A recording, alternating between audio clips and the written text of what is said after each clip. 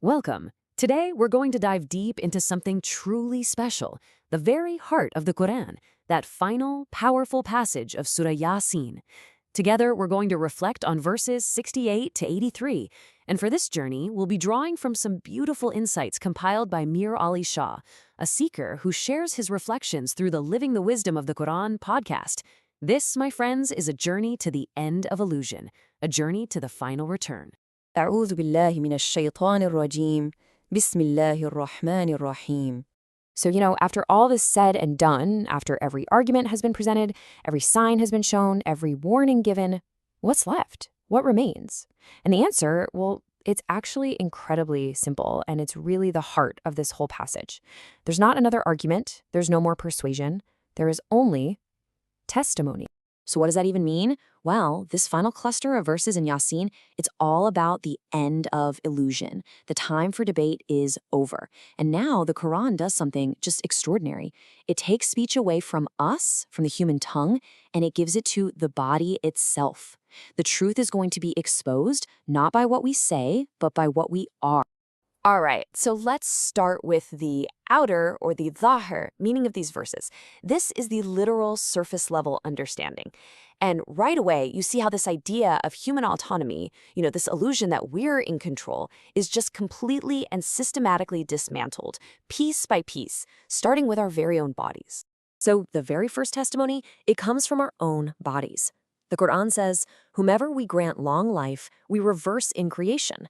The great scholar Ibn Kathir gives us such a powerful way to look at this. He says aging isn't just some random decay. It's a structured undoing. Our strength returns to weakness, our certainty to confusion. And why does this matter so much?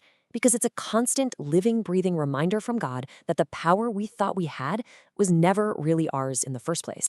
Okay, next up, the Quran points to the things that sustain us, like livestock, for instance. We might think, oh, I own this. But the scholar Ibn Ashur just clarifies this so beautifully. He says our ownership is functional, not absolute. Think about it. We manage things we could never create. We depend on things we have no power to sustain. And that realization, it makes gratitude not just, a polite thing to do, but a state of absolute realism. And what about those gods that people take besides Allah? Outwardly, we might think of idols or statues or maybe even powerful organizations. But Al-Rāzī points out this deep, profound irony. People will gather together, they'll mobilize to defend things that have absolutely no power to defend them back. Their whole effort becomes an assembly for nothing. Okay, now, this is where things get really deep. The Sufi commentators, they read these exact same verses not just as a story about some future day of judgment, but as a map of the ego's surrender, right here and right now. This is the inner, the batin understanding. So remember how we talked about aging as a loss of strength?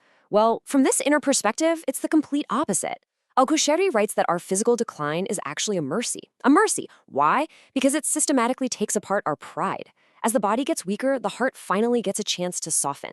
What our ego, our nafs, sees as a tragic loss, our soul, the ruh, recognizes as a profound release, as freedom. And those false gods we worship, outwardly, yeah, they're idols. But inwardly, according to the great mystic Ibn Arabi, they are our most cherished identities. Things like our intellect, our reputation, our self-image. The ego builds these armies of justifications and excuses to defend them. But on the day of unveiling, when the truth comes out, they offer no help, none at all.